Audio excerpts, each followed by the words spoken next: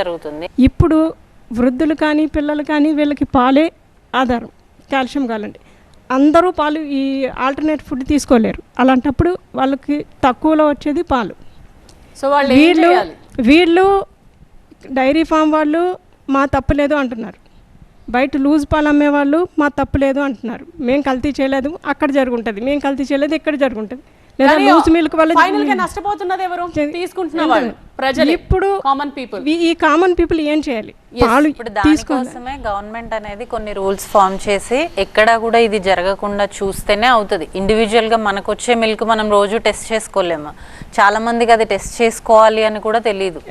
So అలాంటప్పుడు గవర్నమెంటే కొన్ని రూల్స్ ఫామ్ చేసి వాళ్ళకి ఎవరైతే సర్టిఫైడ్ మెంబర్స్ ఉన్నారో ఆ సర్టిఫికేషన్ ఇచ్చేటప్పుడే వాళ్ళు కొన్ని రూల్స్ పెట్టి చెక్ చేసి అండ్ ఫ్రీక్వెంట్గా చెక్ చేస్తూ ఎవ్రీ 3 months ఆర్ ఎవ్రీ 6 monthsకి చెక్ చేస్తూ అక్కడ కరెక్ట్గా అవుతుందా లేదా అని చూసినప్పుడు మాత్రమే దీన్ని మనం కంట్రోల్ చేయగలము. మాకు ఐఎస్ఓ సర్టిఫికేషన్ ఉన్నప్పుడు ఐఎస్ఓ ఆడిట్ జరుగుతుంది. ఎక్కడెక్కడ లోపాలున్నా వాటిని ఎత్తి చూపిస్తారు. చిన్న లోపం ఉన్నా కూడా ఇమీడియట్ రెక్టిఫై చేయాలి, చేయకపోతే ఊరుకో. నేననేది అనార్గనైజ్డ్ సెక్టర్ను వదిలేశారు, శాంతం వదిలేశారు. దాని మీద నో కంట్రోల్. అంటే పెద్ద పెద్ద ఎక్కువ యానిమల్స్ ఉండి ఫార్మ్స్ నడిపేవాళ్ళు కానీ 7 మంది వాళ్ళు కొనుక్కొచ్చేది ఏంటమ్మా, సవగ్గా వస్తుంది కాబట్టి లెక్కర్ ఎక్స్ట్రాక్ట్ అంటే బీర్ పొట్ట అంటారు చాలా మంది.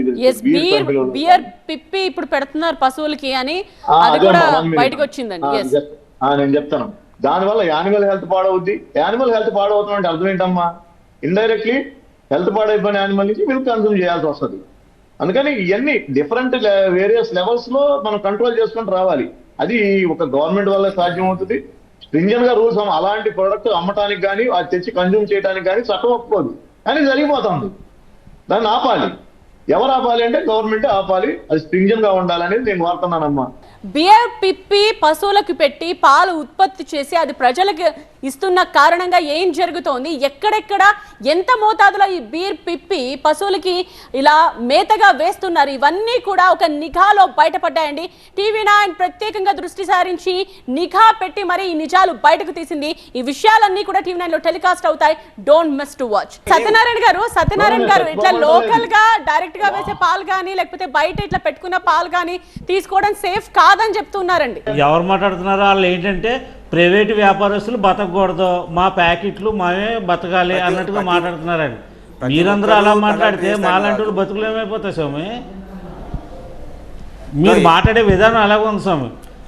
ఎవరో ఒకరు చేసిన తప్పుకి మొత్తం పాల వ్యాపారస్తులు అందరి మీద ఈ నింద వేస్తాం కరెక్ట్ కాదు.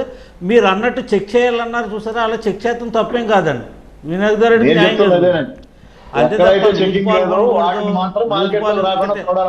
ఇప్పుడు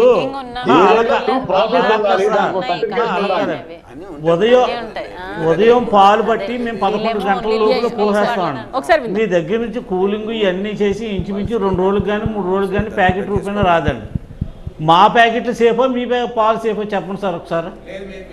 మీరు అడిగిన దానికి చిన్న ఆన్సర్ అండి. మీరు ఉదయం పొద్దున్నే బట్టి 11ంటికి దాంట్లో ఇక్కడ డాక్టర్ గారు ఉన్నారు, అడగండి ఎంత బ్యాక్టీరియాలజికల్ కౌంట్ ఉంటుందో. సార్ మీ సంఘం 40 సంవత్సరాల నుంచి కానీ మా పాల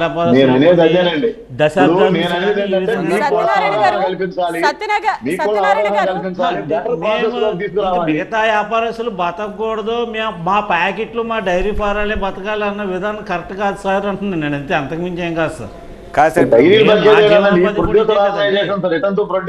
ఇక్కడ డైరీ బతికేది ఏముండదు. ఇప్పుడు సంఘం కావచ్చు, విజయ కావచ్చు, ప్రాఫిట్ రిటర్న్ టు ప్రొడ్యూసర్ అంటే ఇప్పుడు సత్యనారాయణ గారు లాంటి వాళ్ళు పెద్ద స్థాయిలో వ్యాపారాలు చేయలేరు కదండి. వాళ్ళు ఏదో వాళ్ళ ఊరి వరకు వాళ్ళ ఏరియా వరకు వాళ్ళు వ్యాపారం చేసుకుంటూ ఉంటారు. సో వాళ్ళని నమ్మకంతో వాళ్ళ దగ్గర తీసుకోవాలా లేదా అన్నది మీరు ఒక క్వశ్చన్ మార్క్ రైజ్ చేస్తూ ఉన్నారు. నేను అనేది ఏంటంటే దానికి కూడా ఒక ప్రాసెస్ ఉండాలంటున్నాను సార్. మీ ఆర్గనైజ్డ్ డైరీ ఫామ్ లో ఎన్ని లైసెన్స్డ్ ప్రతి వాళ్ళకి పాలు అమ్మే వాళ్ళకి లైసెన్స్లు ఇవ్వాలన్నారు చూసారా, ఆ లైసెన్స్డ్ విధానం తప్పులేదండి. చెక్ చేసి ఇవ్వండి, చెక్ చేసి గవర్నమెంట్ ఇస్తే తప్పేం కాదండి. నేను చెప్పేది అదేనండి. కొన్ని 100 కుటుంబాలు లైసెన్స్ వచ్చేంత వరకు పాలు తీసుకోవద్దా లోకల్ వాళ్ళ దగ్గర? లైసెన్స్ లేని తప్పంటున్నా. లైసెన్స్ తీసుకుంటే దానికి ఒక పద్ధతి ఉంటుంది, వాడు ఎవరు పంపుతున్నాడు అనే దానికి ఆధారం ఉంటుంది. రిపోర్టర్ గారు identified 5 areas of the adulteration. వాటి కూడా మీరు టెస్టులు చేస్తారా? ఏదేదండి రిపోర్టర్ ఇంత ముందు అడల్ట్ కామన్ థింగ్స్ కంటామినేట్ అయ్యేది ఇప్పుడు యూరియా ఉంది, తర్వాత డిటర్జెంట్ ఉంది, ఆయిల్ ఉంది, తర్వాత ఫార్మల్, ఇవన్నిటి కూడా మీద టెస్ట్ అవుతాయండి. అవి కూడా చేస్తారు. 100% అవుతాయండి. రోజు అవుతుందండి? రోజు ఈ టెస్ట్లన్నీ కంప్లీట్ చేస్తారా మీరు? డైలీ కాదమ్మా, ఒక ట్యాంకర్ లోపలికి వచ్చిందంటే టెస్ట్ అయినాకే దాన్ని అన్లోడ్. ఏమేమి టెస్ట్ చేస్తారు అంటే ఓన్లీ SNF వాటర్ చేయడం వేరు, వాటర్ అనేది కామన్ థింగ్ అండి. దాదాపు 30 పారామీటర్స్ దాదాపు టెస్ట్ చేస్తారు అన్ని. వాటిలో ఇవి కూడా ఉన్నాయా? వాటిలో ఇవి కూడా ఉంటాయా? అడల్ట్రేషన్, యూరియా, ఆయిల్ ఉంటది, బ్యాక్టీరియా ఉంటది, అసలు ఈచ్ అండ్ ఎవ్రీథింగ్ టెస్ట్ చేస్తారు. కానీ దాంట్లో ఒక ప్రాబ్లం ఉంటుంది కదండి. ఇప్పుడు ఒక ట్యాంకర్ వచ్చినప్పుడు టెస్ట్ చేసినప్పుడు ఆ ట్యాంకర్ లోకి ఒక 100 మంది లేదంటే 200 మందో 500 మందో రైతులు సప్లై చేస్తారు ఆ ట్యాంకర్ నింపడానికి. సో మరి మీరు ఎట్లా గుర్తుపడతారు వాళ్ళు ఏదైనా కంటామినేషన్ జరిగింది మీకు తెలిసినప్పుడు, మీద ఏదైనా ఫాల్ట్ గుర్తుపట్టినప్పుడు ఐడెంటిఫై? ఒక డాక్టర్ గారు, సొసైటీలో చెకప్ లోనే ప్రతి ఫార్మర్ దగ్గర నుంచి వచ్చే పాలు మేమైనా సంఘమైనా మేమందరం కూడా ప్రతి సొసైటీలో కూడా ఎనలైజర్స్ ఉంటాయి, అక్కడ పరీక్షలు జరుగుతాయి. ఆ సొసైటీ నుంచి బిఎంసికి వచ్చేసరికి ఉంటాయి. సొసైటీలో ఎస్ఎన్ఎఫ్ కాదు, కలెక్షన్ లెవెల్ చేసేది ఓన్లీ SNF అవే కదా. ఫామ్ లెవెల్ ఒక్క నిమిషం అండి. ఇప్పుడు ఆంజనేయులు గారు చెప్పినట్టు సొసైటీ వాటర్ లెవెల్, ఒక్క నిమిషం, వాటర్ లెవెల్ అన్ని సొసైటీ లెవెల్లో జరుగుతాయండి. ఈవెన్ ఎక్స్పీరియన్స్డ్ కాబట్టి కొన్ని సంవత్సరాలుగా ఎవడన్నా వాడు ఆయిల్ బాయిల్ కనిపిస్తే వాడికి కనపడిపోతుంది పాల దగ్గర, దాన్ని ఆపుతాడు వాడు పేపర్ వేస్తుంది. వాడి లెవెల్లో కాకపోతే ఆ సొసైటీ మిల్క్ బిఎంసీకి వచ్చినప్పుడు అడల్ట్రేషన్ కిట్లు ఉంటాయి. అక్కడ ఏ మాత్రం డౌట్ వచ్చినా కూడా వాడు ఆయిల్ కానీ ఏమైనా కలిపిందా అని ఆ క్యాన్, ఎందుకంటే ఎక్కడి నుంచి అక్కడ స్టోరేజ్ అయ్యేటప్పుడు దానికి కనపడిపోద్దండి. పట్టణ ప్రాంతాల శివార్లో కానీ గ్రామీణ ప్రాంతాల్లో కానీ ఒక 5, 10 ఒక యానిమల్స్ పెట్టుకుని ఆ పాలనే డైరెక్ట్ అమ్ముకుంటారు. అది వాళ్ళిద్దరి మధ్య ఉండే బాండ్ అనమాట. ఒక 25 నుంచి 10 నుంచి కాదు, లూజ్ పాలు అన్ని కూడా చెడ్డ కాదండి. మంచి పాలు కావు. These people are different. ఈ సంగం డైరీ కానీ వేరే dairy, because they are since years నుంచి చేస్తున్నారు కాబట్టి they know the what is wrong, where is going wrong.